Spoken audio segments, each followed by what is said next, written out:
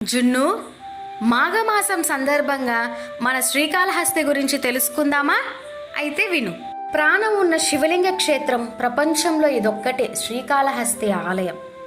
భారతదేశంలోని పంచభూత లింగాలలో ఒకటిగా ప్రసిద్ధి చెందిన వాయులింగం ఒకటి ఆంధ్రప్రదేశ్ రాష్ట్రంలోనే ఉంది. ఈ క్షేత్రంలో పరమేశ్వరుడు స్వయంగా కొలువుదీరి ఉంటాడని, దీనికి నిదర్శనం ఈ లింగానికి ప్రాణం ఉండడమే అని అంటారు. అదే దక్షిణ కైలాసంగా పిలువబడే శ్రీకాళహస్తి క్షేత్రం. ఆంధ్రప్రదేశ్ రాష్ట్రంలోని చిత్తూరు జిల్లాలో స్వర్ణముఖి నదికి తూర్పు ఒడ్డున శ్రీకాళహస్తి ఉంది. భారతదేశంలోనే అత్యంత ప్రాచీనమైన పంచభూత లింగాలలో 4వది అయిన వాయులింగం ఇక్కడ పూజలందుకుంటుంది. అద్భుతమైన భారతీయ వాస్తుకలకు ఈ ఆలయ నిర్మాణ శైలి అద్దం పడుతుంది. శ్రీకృష్ణదేవరాయల కాలంలో నిర్మించిన గాలిగోపురం, చెక్కు చెదరని రీతిలో కనిపించే 1000 కాళ్ళ మండపాలు ఆలయంలో ప్రధాన ఆకర్షణలు. కలంకారీ కళకు శ్రీకాళహస్తి పెట్టింది పేరు. శ్రీకాళహస్తిలో గర్భగుడిలో కొలువై ఉన్న శివలింగానికి ఎన్నో ప్రత్యేకతలు ఉన్నాయి. ఈ శివలింగాన్ని ప్రాణం గల శివలింగంగా భక్తులు విశ్వసిస్తారు. దీనికి ఓ ప్రత్యేక కారణం కూడా ఉంది. ఆలయం గర్భగుడిలో ఉండే అన్ని దీపాలు నిశ్చలంగా ఉన్నా శివలింగం ఎదురుగా ఉండే అఖండ జ్యోతి మాత్రం ఎప్పుడూ రెపరెపలాడుతూ ఉంటుంది. వాయులింగంగా కొలువైన స్వామివారి ఉచ్ఛ్వాస నిశ్వాసల గాలి కారణంగా దీపం ఎల్లప్పుడూ రెపరెపలాడుతుందని నమ్ముతారు. అంతేకాకుండా ఈ శివలింగానికి మరో ప్రత్యేకత కూడా ఉంది. దేశంలోని అన్ని ప్రముఖ శైవ క్షేత్రాల్లో శివలింగానికి అర్చకులు అభిషేకాలు చేస్తుంటారు. కొన్ని చోట్ల భక్తులకు కూడా అవకాశం ఉంటుంది. కానీ ఇక్కడ శివలింగాన్ని మాత్రం అర్చకులతో సహా ఎవరూ కూడా తాకరు. ప్రాణవాయు లింగంగా పూజలు అందుకునే ఈ లింగం తెల్లని వర్ణంలో ప్రకాశిస్తూ కనిపిస్తుంది. అందుచేత శ్రీకాళహస్తీశ్వరుని కర్పూర లింగం కూడా పిలుస్తారు. నవగ్రహ కవచంతో ఉండే ఈ శివలింగాన్ని ప్రతిరోజు పచ్చకర్పూరంతో అర్చకులు తాకకుండానే అభిషేకిస్తారు. శ్రీ అంటే సాలీడు, కాలము అంటే సర్పము, హస్తి అంటే ఏనుగు. ఈ 3 మూగజీవుల చేత పూజలు అందుకున్న కారణంగా ఈ క్షేత్రానికి శ్రీకాళహస్తి అని పేరు వచ్చినట్లు పురాణ కథనం. సాలెపురుగు, పాము, ఏనుగుల ఆత్మలను తనలో విలీనం చేసుకొని స్వామి స్వయంభువుగా ఇక్కడ కొలువై ఉన్నట్లు చెబుతారు. ఈ క్షేత్రానికి దక్షిణ కైలాసం, సద్యోముక్తి క్షేత్రం, శివానందైక నిలయం, సత్యమహాభాస్కర క్షేత్రం అనే వివిధ పేర్లు ఉన్నాయి. ఇక్కడ అమ్మవారు జ్ఞానప్రసూనాంబ తూర్పు ముఖంగా, స్వామివారు శ్రీకాళహస్తీశ్వరుడు పశ్చిమాభిముఖంగా దర్శనమిస్తారు. గణపతి ఉత్తర దిక్కుగా, దక్షిణామూర్తి దక్షిణ దిక్కుగా ఉంటారు. ఈ ఆలయంలో తూర్పు ద్వారం గుండా ప్రవేశించి మొదట పాతాళ వినాయకుని దర్శించుకుని తరువాత శ్రీకాళహస్తీశ్వరుని భక్తులు దర్శించుకుంటారు.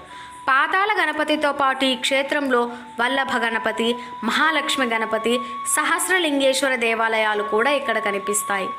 దేశంలోని అతి పురాతన క్షేత్రాలు ఒకటైన ఈ దేవాలయంలో నిర్మాణ శైలి నుంచి మూల విరాట్ వరకు అడుగడుగున ఆసక్తికర విషయాలు దాగి ఉన్నాయి.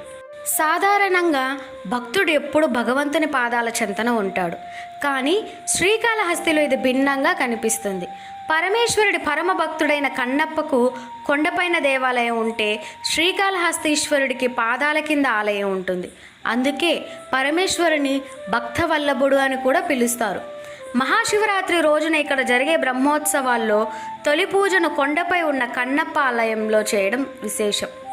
పరమేశ్వరుడికి మహాభక్తులైన రోమస మహర్షి దూర్జటిల దేహాలను కూడా శ్రీకాళహస్తీశ్వర ఆలయంలో సమాధి చేశారు.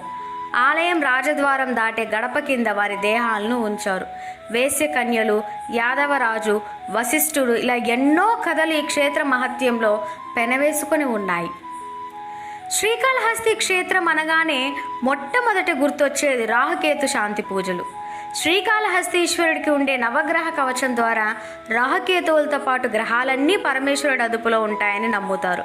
ఇక జ్ఞానప్రసూనాంబ అమ్మవారికి కూడా కేతువు వడ్డానంగా ఉంటాడు. అందువల్ల ఈ క్షేత్రంలో రాహుకేతు శాంతి పూజలను ప్రముఖంగా నిర్వహిస్తుంటారు. ఆలయంలో జరిగే శాంతి పూజల్లో ఒకేసారి వందల సంఖ్యలో ప్రజలు పాల్గొంటారు. సాధారణంగా శైవ క్షేత్రాల్లో నవగ్రహ మండపం విడిగా ఉంటుంది. కానీ ఇక్కడ నవగ్రహాలన్నీ కాకుండా కేవలం శనీశ్వరుడు మాత్రమే మండపం ఉంటుంది. శని త్రయోదశి రోజున ఇక్కడ శనీశ్వరుడికి చేసే అభిషేకాన్ని తిలకించేందుకు భక్తులు పెద్ద సంఖ్యలో వస్తుంటారు. శ్రీకాళహస్తిలోని సుబ్రహ్మణ్యేశ్వర స్వామికి ఓ ప్రత్యేకత ఉంది. ఇక్కడ సుబ్రహ్మణ్యేశ్వర స్వామిని వల్లి దేవసేన సమేత చెంగల్వరాయనిగా కొలుస్తారు. ఇక్కడ తప్ప దేశంలో మరెక్కడా సుబ్రహ్మణ్యేశ్వరుడికి ఈ పేరు ఉండదు. అదేవిధంగా ఆలయంలో ఉండే మరో ప్రధాన ఆకర్షణ సహస్రనామ మండపం.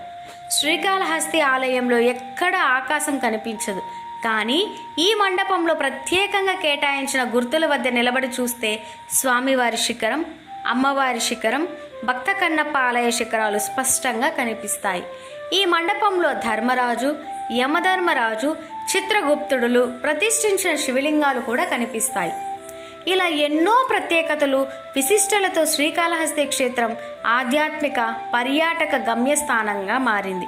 ఈ క్షేత్రాన్ని ఒక్కసారి సందర్శించిన వారు మళ్ళీ మళ్ళీ సందర్శించేందుకు ఉత్సాహం చూపిస్తుంటారు. ఆంధ్రప్రదేశ్ రాష్ట్రంలో ప్రముఖ పర్యాటక క్షేత్రమైన తిరుమల నుంచి కేవలం 40 కిలోమీటర్ల దూరంలో శ్రీకాళహస్తి క్షేత్రం ఉంది. కాబట్టి తిరుమలకు వెళ్ళే టూరిస్టులు, భక్తులు శ్రీకాళహస్తిని కూడా సందర్శిస్తుంటారు. తిరుమల నుంచి ప్రతి 5 నిమిషాలకు బస్సు రవాణా ఉంటుంది.